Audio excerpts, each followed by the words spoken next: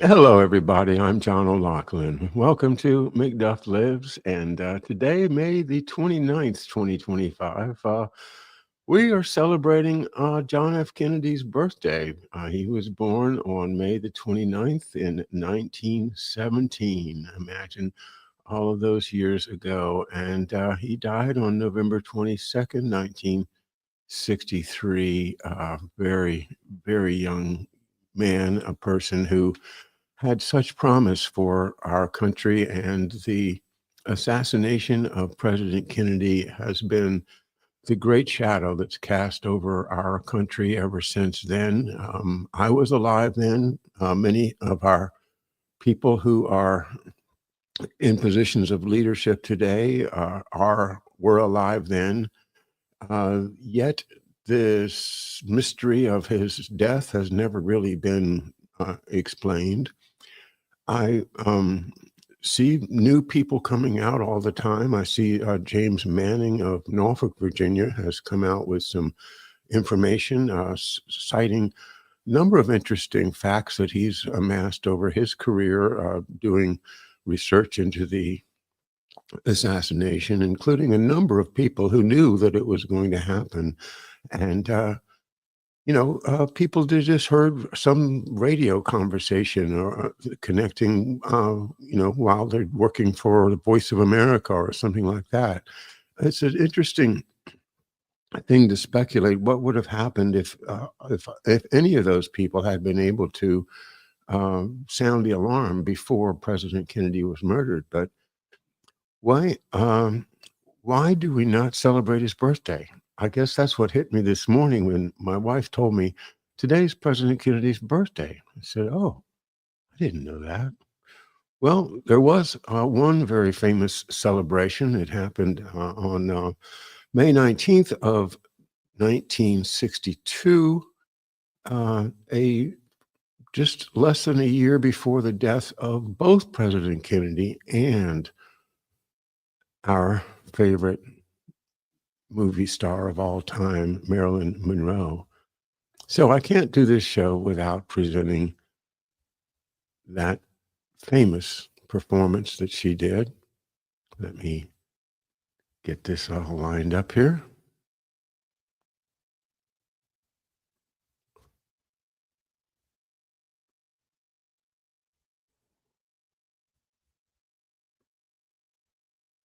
And let's see.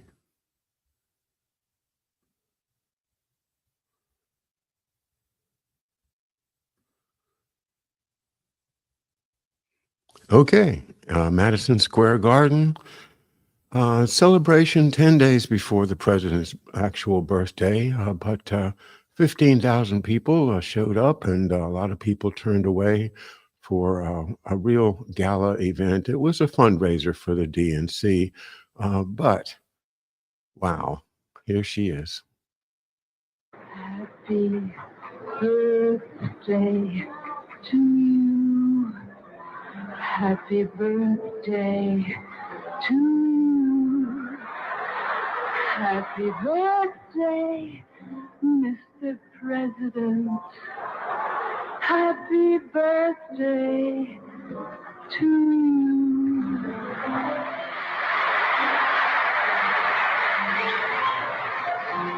Yay, Mr. President, for all the things you've done, the battles that you've won, the way you deal with U.S. Steel and our problems by the ton. We thank you so much. Everybody, happy birthday!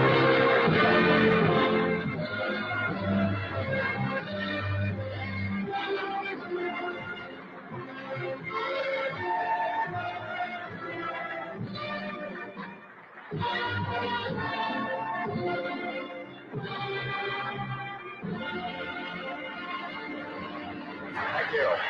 Thank you. I can now retire from politics after having had happy birthday sung to me in such a sweet, wholesome manner. All right, such a sweet and wholesome way indeed. Oh, it was It was shocking at the time that President of the United States would indulge himself in a celebration which really is overtly sexual, and right in the face of any hints that he might have been unfaithful to his wife with various women. Kind of an in your face to America in a way to say, look, this is the way we do things. We have these elevated elite men, and we have women who become sex goddesses. And that's the way we run things here. It's kind of cynical, isn't it? And when you think about the change from then to now in terms of who women are, what their role is in society, it's it's 180-degree turning around. It's like, yeah, women are just as smart as men. Women have the capacity to do anything that men do. I mean, you know, within reasons of. But even if you wanted to be a woman and outlift the greatest weightlifter, you could probably do it if you started young enough.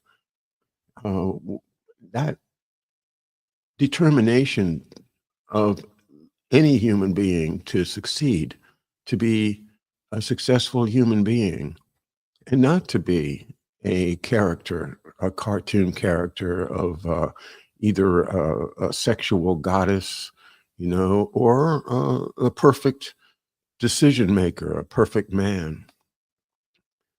But that reminds me so much of the generation that we studied, about a month ago when I was reading American Requiem by James Carroll, the son of General Joseph F. Carroll, who figures largely in my father's story as the head of the DIA for all of those years while my father was alive and working at the Pentagon. I expressed frustration that I can't get James Carroll to respond to my invitations to talk because I see his upbringing as so similar to my own. He was brought up over across the river from us over in Holland Hills, the southern part of Alexandria, Virginia, and I was brought up in Oxon Hill, the southern part of Prince George's County, directly across the river. And the Catholic father that basically he grew up in an era when Catholics absolutely believed whatever the Pope was saying, and the cardinals and the priests and the whole thing was very, very much accepted by Catholic people. John F. Kennedy grew up in a very special Catholic environment, of course, with his father and his brothers and sisters and mother and extended Kennedy clan. But, like so many other American men of that generation, he's born in 2017, my father born in 1917, and my father born in 1920. They were the generation that World War II called into service. When the country called, these men answered. There wasn't any discussion of is my country right or wrong or any of that. It was, this is my duty, and I am, going to fulfill it, even if it costs me my life. You know about John F. Kennedy's favorite poem, the one written by not Pete Seeger, but I think it was Alan Seeger, an uncle of Pete Seeger's, about how he in the poem he predicts his own death. I'll die on some hill. I don't remember the lyrics of the poem, but the idea that, yeah, I know my life is forfeit whenever the fates happen to conspire against me. I'm going to be dead. You know, uh, look what happened. World War One. Thousands and thousands of people were killed. And here comes World War II, and we've got to fight against the evil Japanese, or the evil Nazis, the evil fascists. It was a time of simple black and white. If you're a man, this is what you do. If you're a homosexual man, then you don't let anybody know it, and you pretend that you're not. And the death of President Kennedy also, in a way, starts the era in which those things are changing. The progressive nature of American society is a good thing. The idea that we all can be better than we are, that humanity has the ability, the unique ability among all of the creatures of the earth to improve itself, to conquer nature, as was the way it was said in many, for many years, that that's what makes us, special, is that we have this ability, and it's given to us by God. Certainly, that would be the position of John F. Kennedy. So, progress, America's fight for progress, as Tony Chaikin puts it in his subtitle, America's fight for universal progress. And certainly President Kennedy's idea of progress was a universal progress. It's in his first, and it's in his only inaugural address,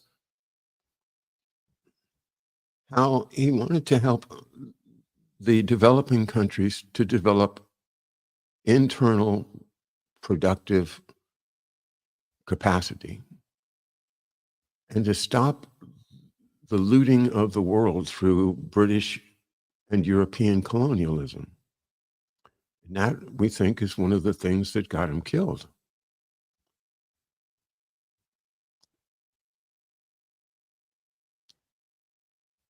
It does show, though, that President Kennedy was in not just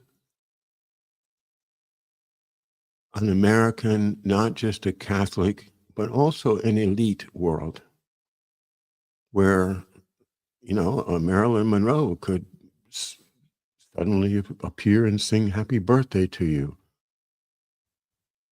A world where marital fidelity is not expected, and infidelity was hidden by the press, as opposed to now when it's exploited by the press. But then these folks, they seem to have some type of a secret understanding among the elite families that, yeah, guys are going to mess around and women are going to go along with it and not say anything. Why? Because I don't know why. I don't know why, but it seems to have some kind of, relationship to power. That is, it's like James Bond. James Bond in a lot of his earlier movies would slap a woman, would slap her right on the butt. Why? Just to express the fact that he could. I can do this. I'm above the average person. I'm elite.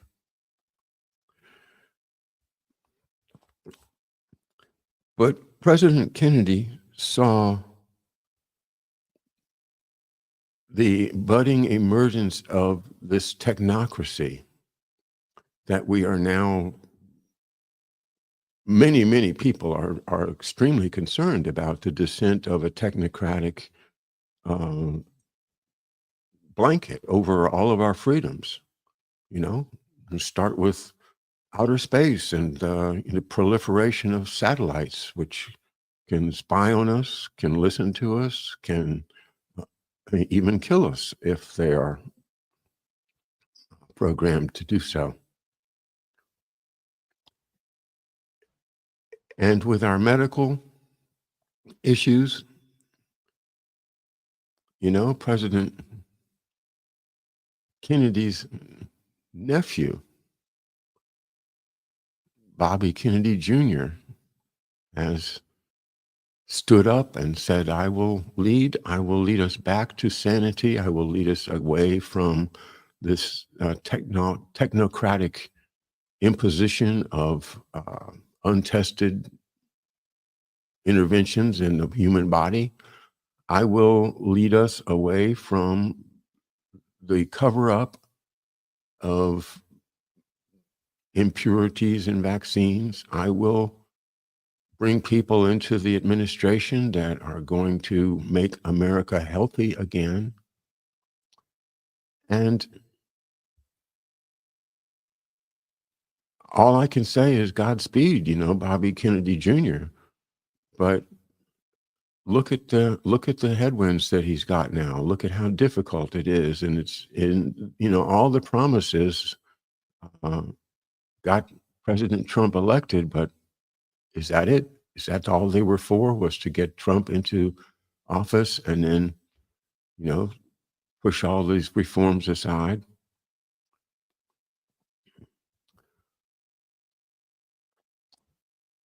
President Kennedy also was a war hero. He displayed his courage and his strength and stamina in rescuing sailors during the war, swimming the wounded himself, pulling a wounded sailor along with him. I think it was like 2 miles of open ocean.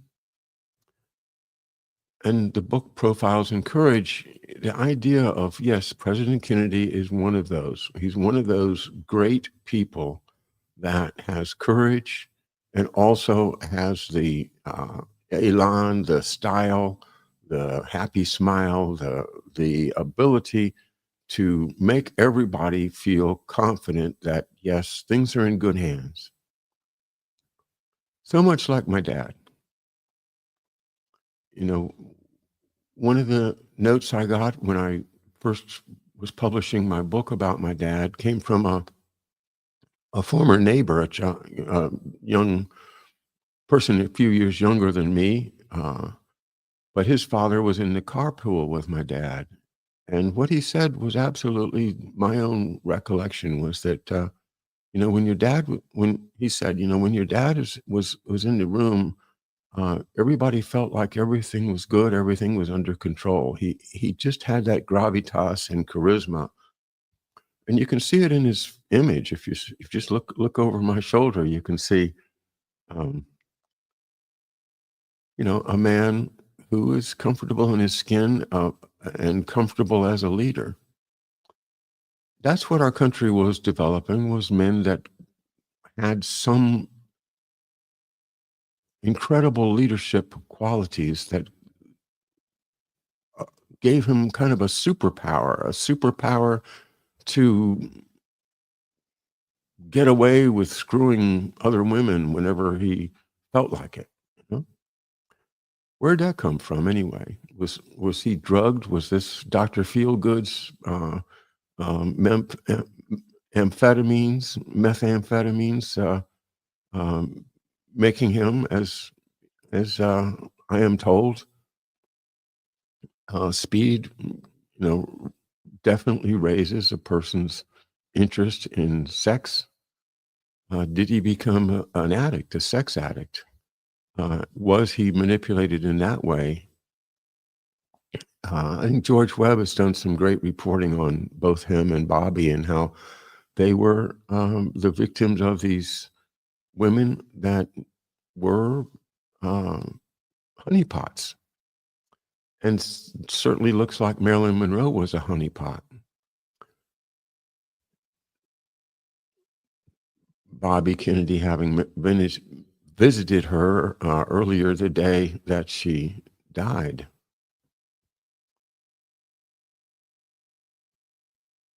So you're born in 1917. Your country wins World War I. Then disasters happen, stock market crash, but progress, always progress. The transcontinental airlines, uh, the radio, the television comes along. And all of these things are controlled at a corporate level by these same elite people. The thing is that a man like President Kennedy had gained through his experience in the war a love for the common person, a love for the sergeants and the sailors and the enlisted people that did all of the heavy lifting so that these elites could have their victories. I believe President Kennedy embodied the true American spirit.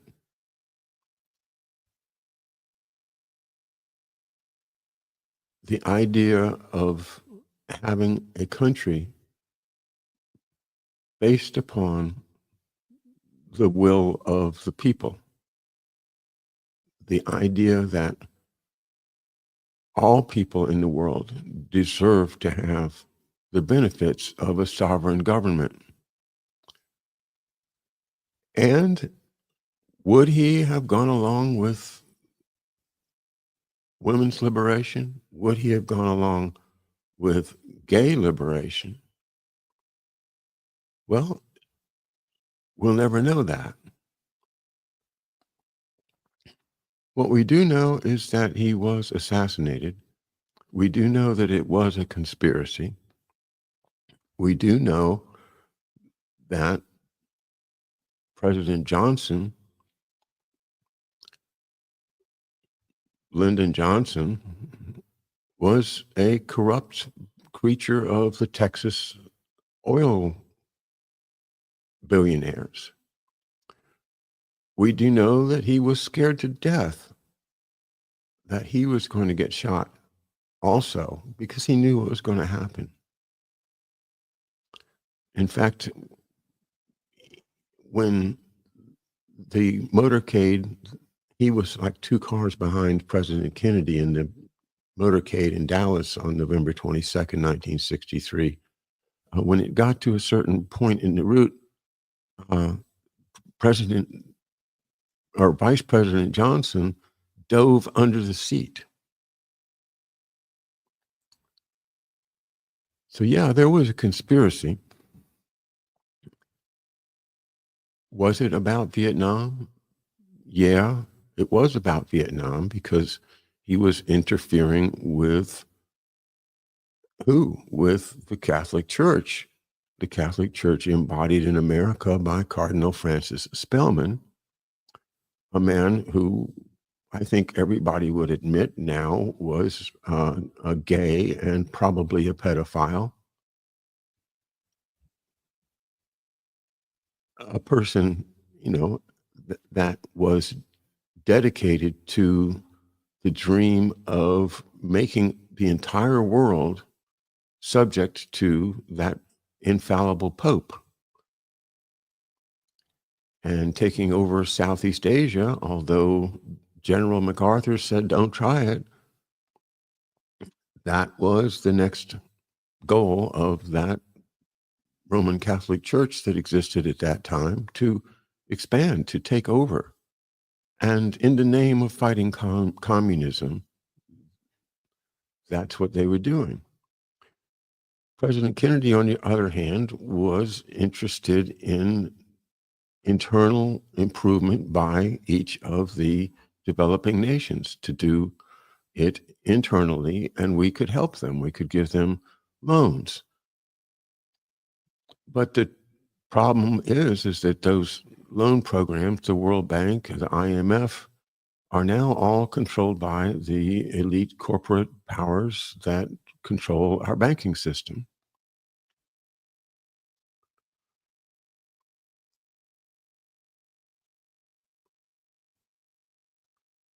To me, President Kennedy's promise still lingers in the atmosphere, but has never been fulfilled. And the reason that it hasn't been fulfilled is because of the obstruction by those same elites that thought they could control him. And again, I think it is war that changed him. I think it is war that he found so horrible.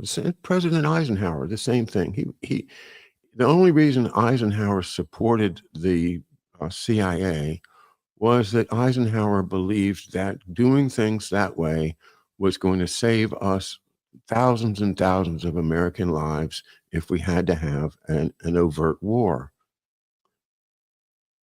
So giving up the principle of universal freedom in favor of saving American soldiers and sailors and Marines and Coast Guard and all of our service people and others overseas that would die like they died in Singapore and they died in Germany and they died in France and they died in Africa and they died in China. To maintain the principle that, all humans are created equal and that we have certain inalienable rights. And among those are life, liberty, and the pursuit of happiness. And maybe it's the pursuit of happiness that allows a President Kennedy to accept the performance of Marilyn Monroe and to accept the sexual favors of a secretary or the wife of a colleague because it makes him happy. Because it's like, yeah, I can do this. It feels great, and I'm going to accept the idea that I'm entitled to be happy. Now, is that the kind of happiness that really is meant? No, I think the real happiness means that you find a place within this republic that makes you happy over your life and not just for a few hours or even a shorter time.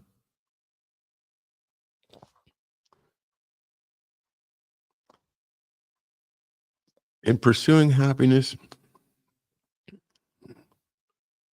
the young people are always seduced into some foolish side venture, drinking, drugs, gang membership, just dishonesty and losing your internal conscience so that you don't have the moral fiber in you to make that decision that a person like President Kennedy had to make. Because I think he knew that what he was doing would get him killed. And I am sure that my father knew that what he had done was getting him killed.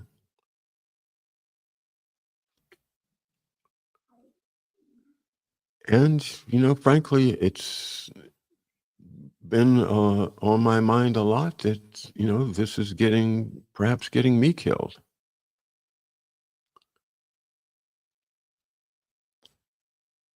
But, I can't prove any of that. I've spent many, many hours studying, weaponized cancer. I'm still studying it. I haven't reached any conclusions, but as I said at the end of my book about my dad, McDuff Lives, that there's strong evidence that the Dulles Bissell Health Alteration Committee did understand how to give somebody cancer, did give people cancer, and my dad was one of them. Well, I'm still working on that.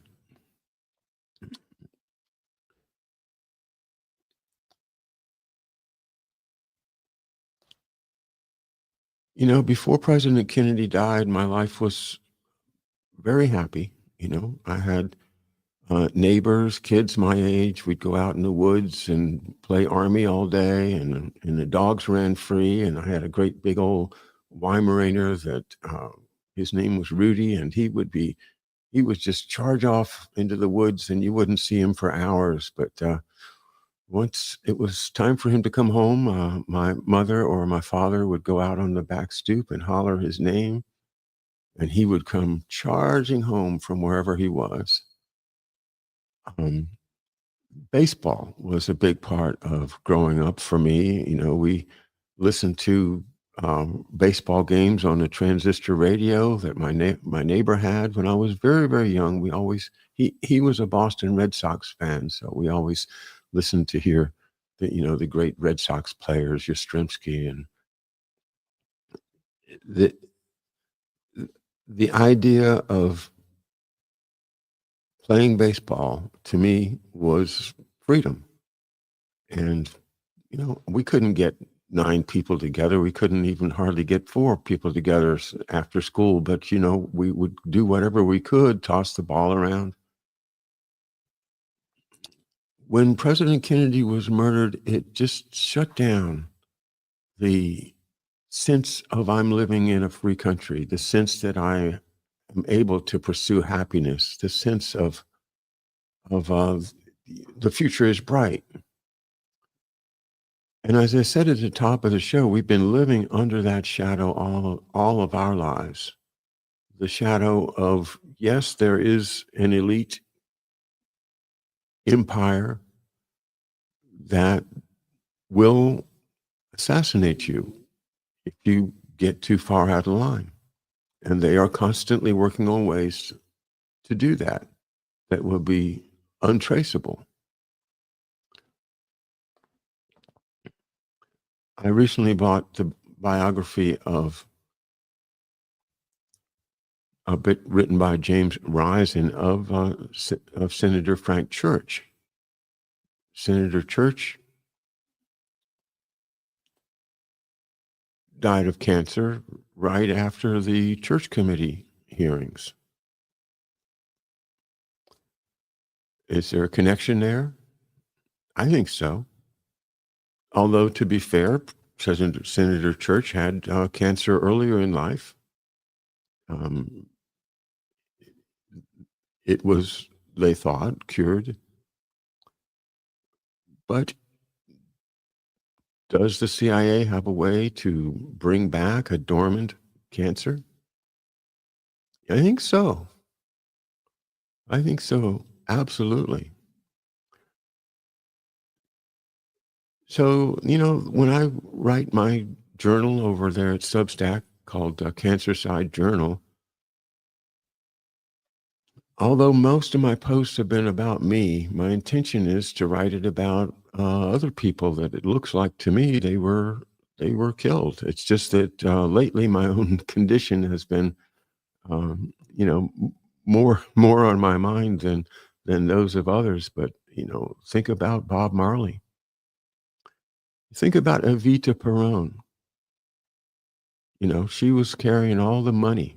She was the bag person for all of that money that the Nazis had snuck away into Argentina under the Peron uh, dictatorship.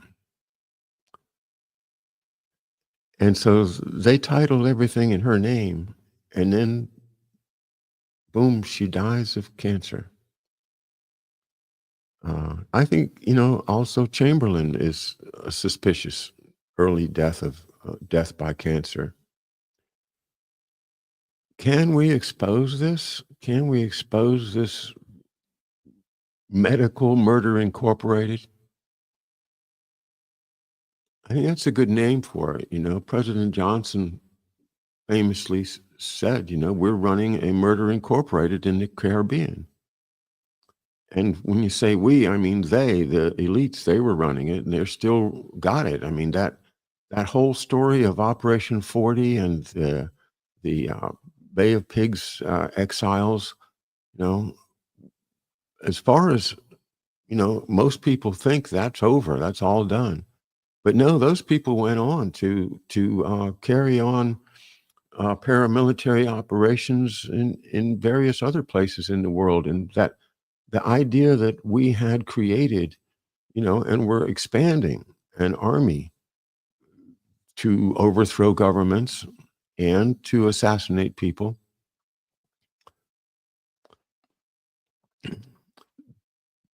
This is what President Kennedy means in terms of my life, and that is that President Kennedy was against all that stuff.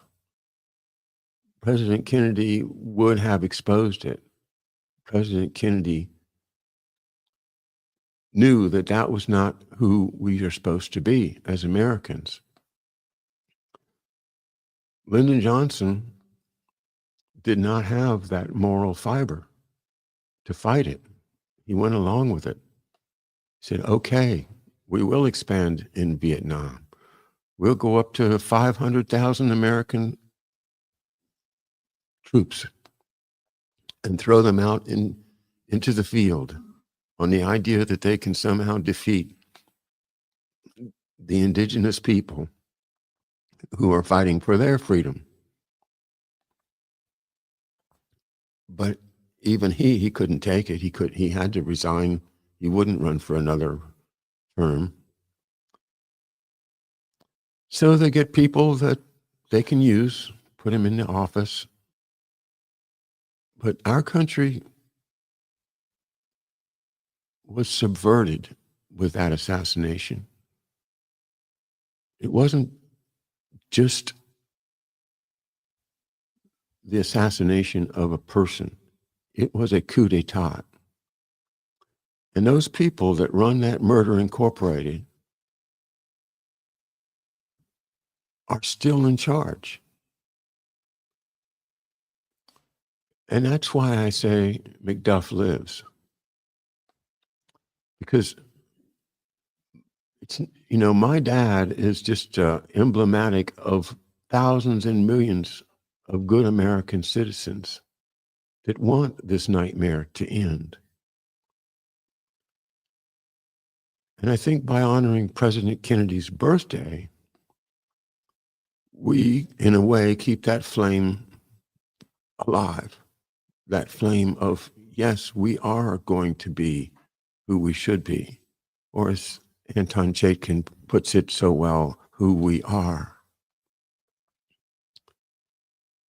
So that's McDuff's mission. McDuff's mission is to expose this elite cabal, this imperial force that takes it upon itself to murder people and to destroy countries, to destroy whole populations, to allow things to happen like are happening in Gaza right now. That's not who we are. So I suggest that we celebrate President Kennedy as an emblematic person of who America really is. And to accept him as a creature of his times, when, yes, it was a man's world. Yes, Sean Connery did get away with slapping women on the butt without any consequences or or shame, or just, yeah. Gays were not allowed to come out and without losing their career or their lives.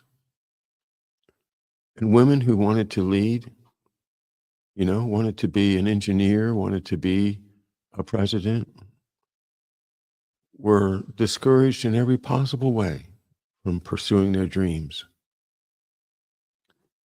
But that's what I think real happiness is the ability to pursue your dream, to feel like you're being successful, and to know that your life has a meaning. You're not just playing a role. You're not just, and I think Marilyn Monroe knew this, that she was not just a sex symbol, that she is, as a politically aware person, was able to sing those lyrics about, how President Kennedy, took down, handled this U.S. Steel and, successfully won his battles. And if he had been allowed to live, he would have won the Battle of Vietnam by getting us out. And my father and his team at Saxa would have been a major part of that successful withdrawal.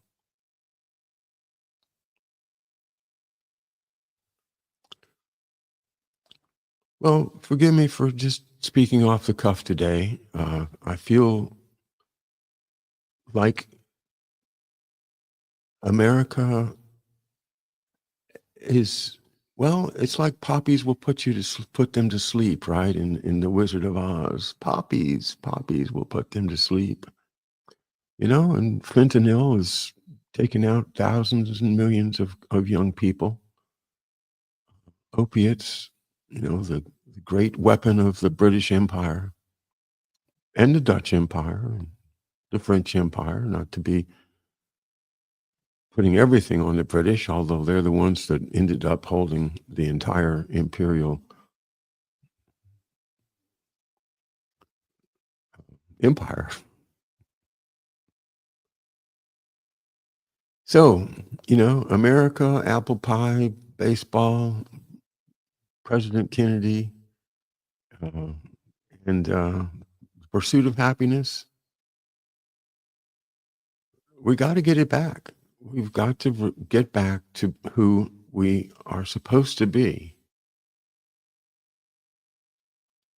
And that's my message for today, is celebrate President John F. Kennedy and study the ideals that he stood for so that we can get rid of this blanket of darkness that's trying to smother the American spirit.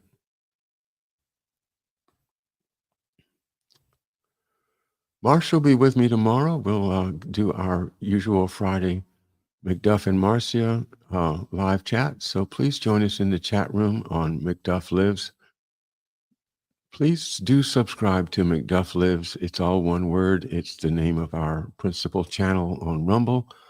And a lot of times I have to take our YouTube channel videos down. So the best way to make sure not to miss anything is to sign up over at Rumble for McDuff Lives, all one word. Just push the follow button and you'll get notices of all upcoming shows.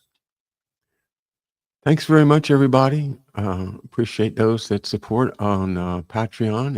And if you haven't checked out my Substack, you might be interested in it. It's an account of my own personal journey so far with fighting against cancer, but also the hope and the joy that I get working with wonderful people that have encouraged me with all the alternative remedies.